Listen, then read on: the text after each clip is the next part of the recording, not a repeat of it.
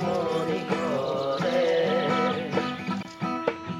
দুচকু ভৰিলেও মন নভৰে বেদনাৰ বলাটো কেতিয়া নুমাবা মন মোৰ পদখাবে অনামিকা কলিজা ৰঙা কৰি উজলি আছা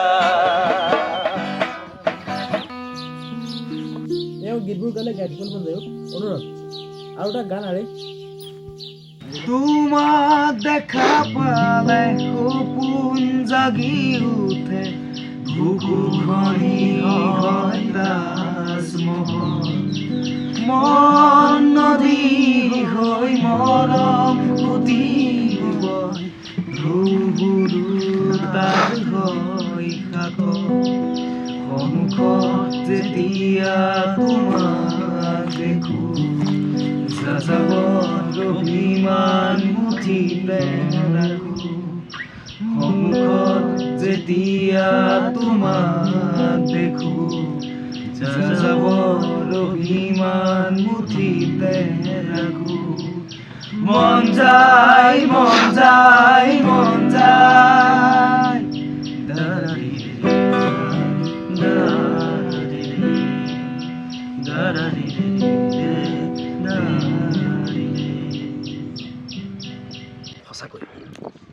সঁচাকৈ দেই তেওঁৰ এই গীতবোৰৰ মাদকতাই সুকীয়া আছিল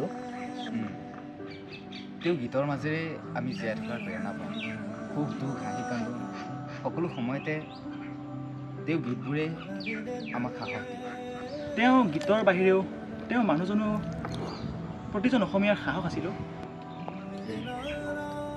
এখন ঘৰৰ যিদৰে এজন মুৰব্বী ঘৰখনৰ সাহস হৈ থাকে ঠিক তেনেদৰে জুবিন দা অসমখনৰ সাহস আছিল অসমীয়াখিনি সঁচা কথা কিন্তু তেওঁ এতিয়া আমাৰ মাজত নাই চিৰদিনৰ বাবে হেৰাই গ'লো আমাৰ মাজৰ পৰা নাই নাই কিয় নাই তেওঁ প্ৰতিজন অসমীয়াৰ হৃদয়ত আছে তেওঁ আমাৰ বাবে কৰি যোৱা সৃষ্টিবোৰ আৰু তেওঁ দেখাই যোৱা আদৰ্শবোৰ হয় তেওঁ যে ইমান মহান আছিল আমি জীয়াই থাকোঁতে অনুভৱেই কৰিব নোৱাৰিলোঁ সঁচাকৈও সেই ভগৱান তুল্য ব্যক্তিজনক হীনৰ পিশাচবোৰে শেষ কৰি পেলালে তেওঁ অমৰ তেওঁ সদায় আমাৰ মাজত অমৰ হৈ থাকিব তেওঁ দেখাই থৈ যোৱা আদৰ্শ আৰু সৃষ্টিবোৰৰ কি হলো তহঁতি আজি মোৰ মুখলৈ এনেকৈ চাই আছ যে আজি তোৰ মুখতো জুবিনদাৰ গুণ কিয় তই এবাৰ নিজে মনত পেলাচোন মানে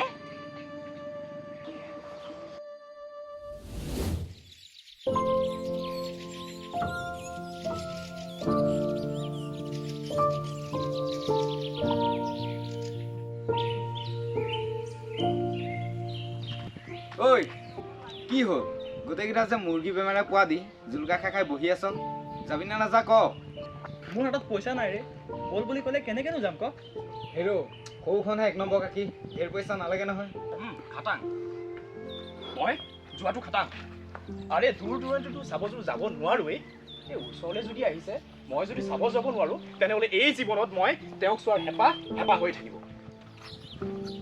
মই যোৱাটো খাটাঙেই যাব লাগিব ঐ এক নম্বৰ কাকীৰ ক'ত আহিব ৰে এই থানাখনৰ কাষৰ ফিল্ডখন যে তাতে আহিব আৰু এবাৰ আহিছিল জুবিন দা তাত এইবাৰ হয়তো দ্বিতীয়বাৰ হ'ব হ'ব বুজিছ মই যাম বুজিছ যাম মই যাব লাগিব খাটাং যামেই ঐ লক্ষ্য ঐ কি হ'ল ঐ তই যাবি নাযাওঁ এই নাই মই নাযাওঁ দেই এই দেখি নোপোৱাৰ নিচিনা এই মানুহৰ মাজত জুপি মই ফুৰিব যাব নোৱাৰোঁ হয় নেকি হেৰৌ সেই ঠেলা গটাকেইটা খাই হ'লেও তেওঁক যে এবাৰ চকুৰ সন্মুখতে দেখা পাবি সেইকণে সৌভাগ্য বুলি ধৰচোন এই কিহৰটো সৌভাগ্য এই ভগৱান নহয় এই সদায়চোন মোবাইলত গানবোৰ শুনিয়ে থাকোঁ সেই একেগাল গানকেহে গাবহি এই মানুহৰ মাজত এনেকৈ ঠেলা গটা খাই জুমি চাব যোৱাতকৈ এই ঘৰত খাই বৈ শুই থকাই ভাল এই তহঁত গ'লে যাবি মই নাযাওঁ কিন্তু কি যে হ'ব মানে ঐ লক্ষ্য ৰচোন এই যাব দে সি এনেও জুবিনদাৰ কথা ক'লে বেয়াই পায় হয় নেকি ঐ হ'ব ব'ল এতিয়া ঘৰলৈ যাওঁ এই ৰাতিকৈ আকৌ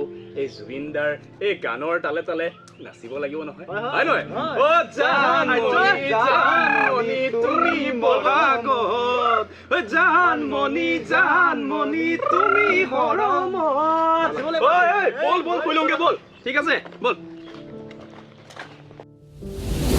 মনত পৰিলে নাই পৰিছে আচলতে কি জানানে হত তেওঁ জীয়াই থাকোঁতে মই তেওঁক বুজিয়ে পোৱা নাছিলোঁ কিন্তু এতিয়া এনে লাগিছে যেন তেওঁক আকৌ এবাৰ যদি ঘূৰাই আনিব পৰা হ'লে আমাৰ মাজলৈ সঁচাকৈ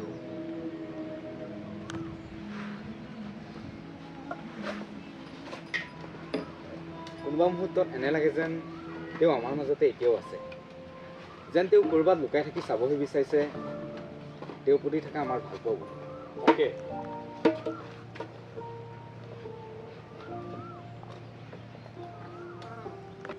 মোৰ যে তেওঁক এবাৰ চুই চোৱাৰ হেঁপাহ হৈ ৰ'লো তহঁতিতো জীয়াই থাকোঁতে এবাৰ হ'লেও দেখা পালি তেওঁক মইতো চুই চোৱা দূৰৰ কথা তেওঁক এবাৰ ভালকৈ দেখা পোৱাৰ ভাগ্যও নহ'ল মোৰ জাননে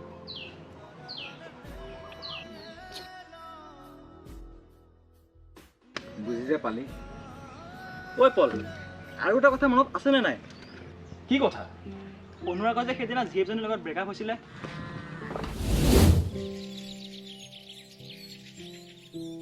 আৰে মই কিমান কম মই প্ৰগ্ৰাম চাব যাম মুঠতে যামেই তাৰ মানে তুমি মোৰ কথা নুশুনা নুশুনো তাৰ মানে মোতকৈ বেছি ইম্পৰ্টেণ্ট জুবিন গাৰ্গহে হ'ল অঁ মা দেউতাৰ পিছত আটাইতকৈ বেছি ভাল পোৱা মানুহজন হ'ল মোৰ বাবে জুবিন দা তুমি বাকী যি ক্ষেত্ৰতে বাধা দিয়া মই মানি ল'ম কিন্তু জুবিন দাৰ ক্ষেত্ৰত মই একো মানি ল'ব নোৱাৰিম বেয়া নাপাবা ঠিক আছে তেন্তে তুমি তোমাৰ জুবিন গাৰ্গে ভাল পোৱা তেওঁতো তোমাৰ বাবে বহুত কিবা কিবি কৰিছে হ'ব দিয়া গুড বাই এই যা তোৰ নিচিনা এজনী নহ'লেও হ'ব আৰু তই কৈছ নহয় জুবিন দাই মোৰ বাবে কি কি কৰিছে অঁ কৰিছে বহুত কিবা কিবি জুবিন দাৰ গীতবোৰে মোৰ সুখ দুখ প্ৰতিটো সময়তে লগ দিছে আৰু তোৰ নিচিনা এজনী নালাগে যা গুচি যা গুড বাই ঐ তই কি জুবিনদাৰ বাবে তাইক এৰি দিলি মানে এই তাইও লক্ষ্য সতি একেই জুবিন দাক ভাল নাপায় হয় নেকি আৰে জুবিন দা আমাৰ বাবে কি হয় তাই কি বাল বুজিব বাদ দে ব'ল তাই নিচিনা এজনী মোৰ বাবে নহ'লেও হ'ব ঠিক আছে হয় দে ঐ ঐ আমি সকলোবোৰ তালৈ যাওঁ ব'ল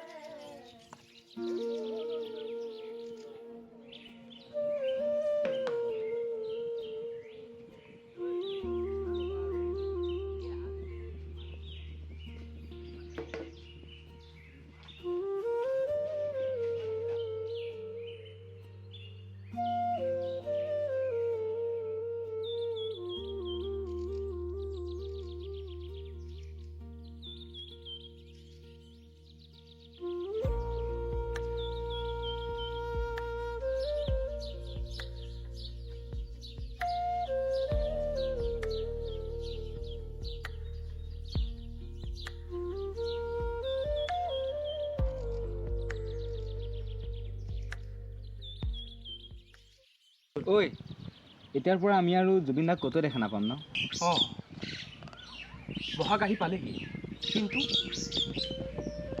কিন্তু তেওঁহে এই আমাৰ মাজত নাইও তেওঁ অবিহনে আমাৰ এই বহাগৰ মঞ্চখন উকা হৈ ৰ'ব আমি অসমীয়াবোৰ তেওঁৰ অবিহনে আধৰুৱা হৈ ৰ'লো অঁ তেওঁৰ অবিহনে যেন সকলো শুনো তাকে হেৰি ইয়াৰ নামতো জুবিন দাই বাৰু ন্যায় পাবনে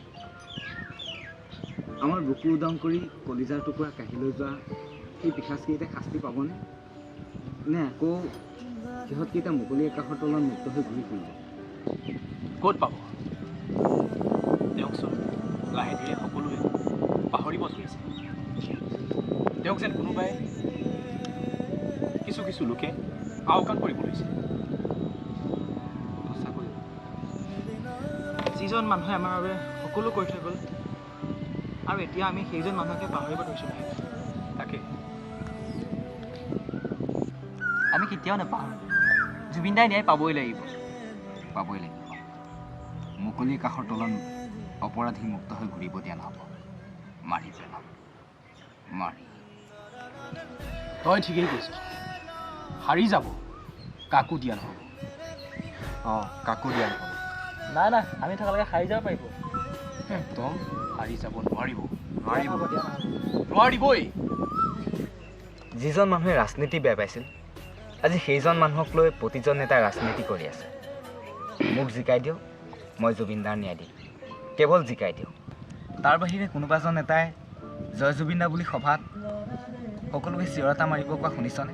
নাই নাই নাই নাই, নাই নাই, সকলোৱেতো নিজৰটোহে চিন্তা কৰিছে। আমি জুবিনদাৰ দেশৰ সন্তান। তেওঁৰ কোৱাৰ দৰে আমি দেশ গঢ়িব পাৰোঁ আৰু দেশ জ্বলাব পাৰোঁ। জয় জুবিনদা। জয় জুবিনদা। এইবাৰ আমি ক'তোৱে প্ৰগ্ৰাম নাচাওঁ। তেওঁৰ অবিহনে আমি একোকে কৰিব নোৱাৰোঁ।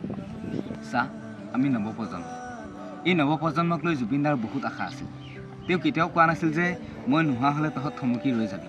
তেওঁ বিচাৰিছিল এই নৱপ্ৰজন্ম আগবাঢ়ি যোৱাটোহে।